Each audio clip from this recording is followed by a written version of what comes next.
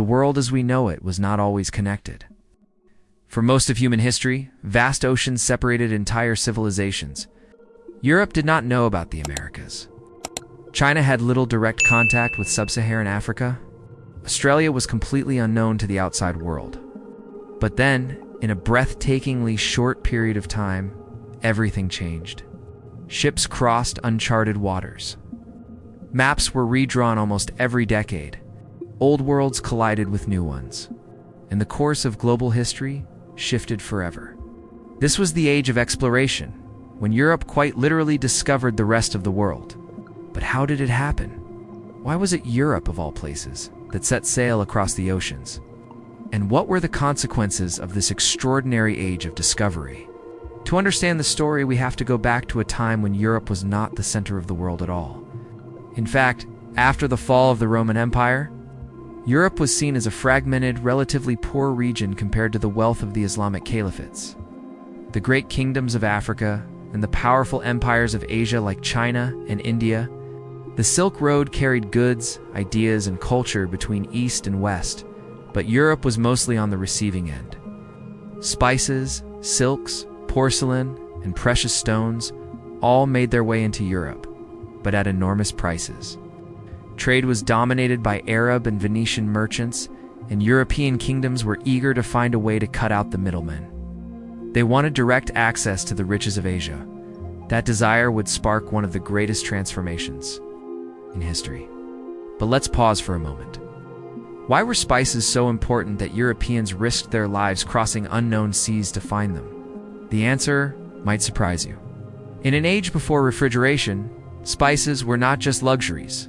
They were essential for preserving food, masking unpleasant flavors, and even serving as medicines. Nutmeg, cinnamon, pepper, and cloves could fetch prices so high in Europe that a small sack of spices was worth more than gold. In fact, 1 pound of nutmeg in the 15th century could buy a whole cow. So yes, people really did sail into the unknown for spices. Still, even with this motivation, why Europe? Why not China, which had far superior ships and technology? After all, the Chinese Admiral Zheng He commanded enormous fleets in the early 1400s, visiting Southeast Asia, India, Arabia, and even Africa, with ships far larger than anything Europe had at the time. The difference is that China, after its great voyages, turned inward. Political changes and shifting priorities led Chinese emperors to abandon overseas expansion. Europe, on the other hand, was fragmented into many competing kingdoms, and competition breeds ambition. If Portugal did not seize new trade routes, then Spain might. If Spain didn't, then France, England, or the Dutch would. The race was on. The first great pioneers were the Portuguese. Under Prince Henry the Navigator, Portugal invested heavily in navigation schools, shipbuilding, and exploration. Portuguese sailors hugged the coast of Africa, slowly mapping it out and establishing trade posts along the way. They were looking for a route around Africa to reach the riches of India. Along the journey, they discovered gold, ivory, and sadly, slaves beginning a trade in human lives that would scar history forever. By 1488, Bartolomeu Dias reached the southern tip of Africa, Cape of Good Hope, proving that the Indian Ocean could be reached by sailing around Africa. A decade later, Vasco da Gama completed the journey, arriving in India in 1498. For the first time, a European power had direct access to Asia by sea.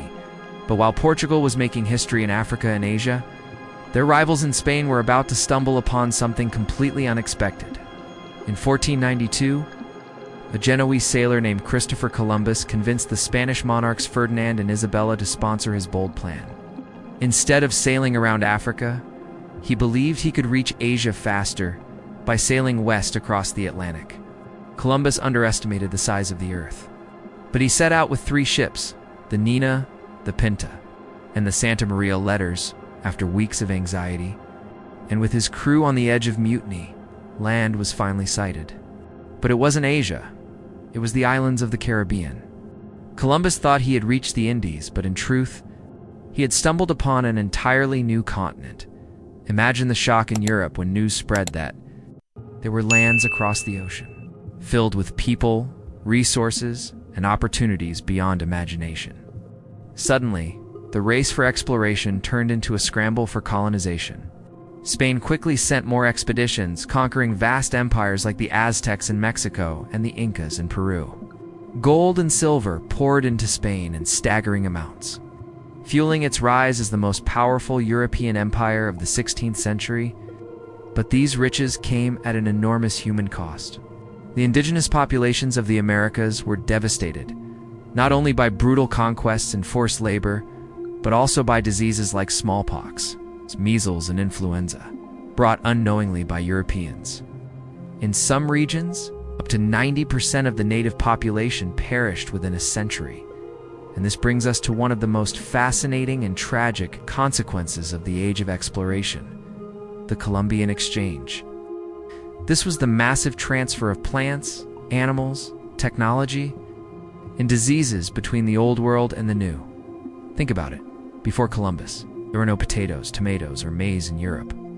There were no horses, cattle, or wheat in the Americas.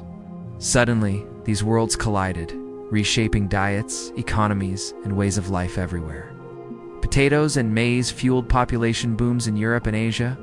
Horses transformed Native American societies on the Great Plains. But at the same time, diseases wiped out entire civilizations. The exchange was both revolutionary and catastrophic, while Spain and Portugal dominated early exploration. Other European powers soon joined the race.